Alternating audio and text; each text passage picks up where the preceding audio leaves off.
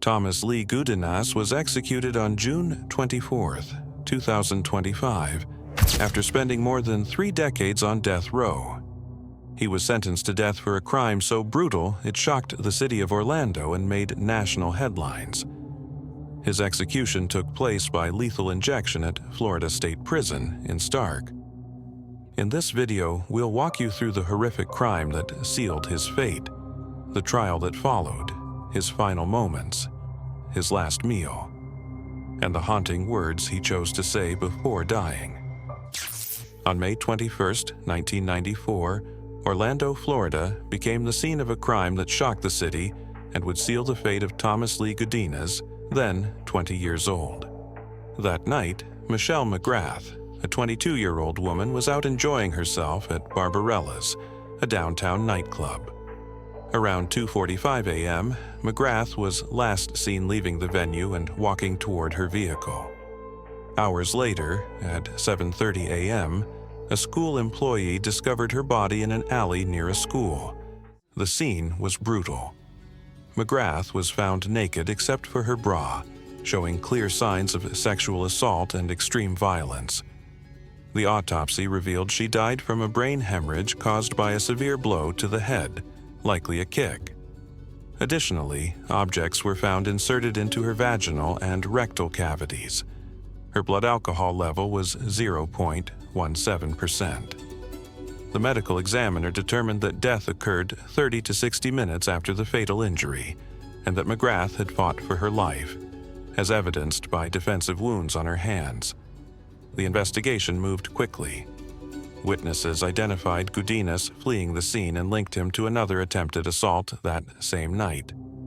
Rochelle Smith, another woman who had been at Barbarella's, testified that Gudinas chased her to her car and tried to force his way in while yelling sexual threats. Smith managed to escape and later identified Gudinas in a photo lineup and again at trial. Other witnesses placed him near the crime scene and reported seeing him in possession of McGrath's keys, which he claimed were his. The forensic evidence was damning. Gudinas's fingerprints were found on McGrath's vehicle, and semen matching his DNA was recovered from her body. His roommates testified that he returned home that morning with blood-stained clothing and confessed, saying, "I killed her, then I fucked her." Gudinas was arrested shortly after. Due to the high media coverage, the case was moved to Collier County to ensure a fair trial. In 1995, he was convicted of first-degree murder, 2 counts of sexual battery, attempted sexual battery, and attempted robbery with assault.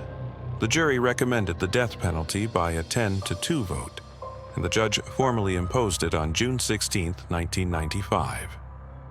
During the trial, the defense presented evidence of Gudinas' troubled childhood, a life of physical, sexual, and emotional abuse at the hands of family members and caregivers. He was diagnosed with multiple psychiatric disorders and had been through 105 institutions, never receiving long-term treatment.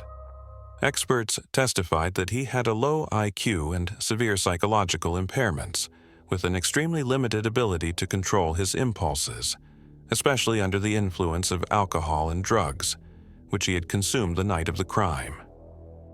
I said, well, did you have sex with her when she was dead? Yeah, just joking around. I apologize to the family for that. I was stupid. But, Do you recall telling the police that you said, "Yeah, I killed her, then her"? Yeah. Do you remember now if that's what he said? Yeah. Over the years, Gudinas filed numerous appeals claiming ineffective counsel, procedural errors, and mental health issues. All were denied by state and federal courts, which ruled that the aggravating factors outweighed any mitigating ones. Thomas Lee Gudinas' attorneys recently argued before the Florida Supreme Court that his execution was no longer constitutionally acceptable, citing the evolution of societal standards of decency. They maintained that, due to the severe mental illness he suffered at the time of the crime, the death penalty would serve no deterrent effect and would amount only to an act of vengeance.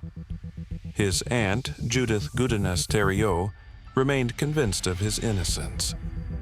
Back in 1994, she shared that he had found God while in prison and kept a newspaper photo of Michelle McGrath tucked inside his Bible. Meanwhile, McGrath's loved ones dismissed Gudinas' final legal efforts as nothing more than procedural tactics. Most chose not to attend the execution, viewing it as an additional layer of trauma. Still, they expressed relief at no longer having to receive annual calls and letters from the state about developments in Gudinas' case. For many, the execution did not bring closure, but it did bring an end. On May 23, 2025, Florida Governor Ron DeSantis signed the execution warrant for Thomas Lee Gudinas, scheduling it for June 24, 2025, at Florida State Prison in Stark. Gudinas, aged 51, became the 7th person executed in Florida in 2025. On Tuesday, June 24th, Gudinas woke up at 4:45 a.m. He received a visit from his mother but chose not to meet with a spiritual advisor. For his final meal, he requested pepperoni pizza, French fries, and a soft drink. Later that day, at exactly 6 p.m., the curtain to the execution chamber was drawn open. Gudinas was already strapped to a gurney with an IV inserted into his left arm. After completing a final call with the governor's office, the warden asked Gudinas if he had any last words. Though his response was inaudible to those in the witness room, prison officials stated that he expressed remorse and mentioned Jesus. Moments later, the lethal injection process began. His eyes rolled back, and his chest moved slightly as he experienced mild convulsions. Within minutes, his skin turned pale, and his body became completely still. At 6:23 p.m., the warden officially declared the execution complete. The curtain was closed, and the witnesses were escorted out of the chamber. Gudinas became the 7th person executed in Florida this year, and the 24th execution carried out in the United States in 2025. Thank you for watching another episode of Criminal Records. If you want to see more execution videos, click on the end screen.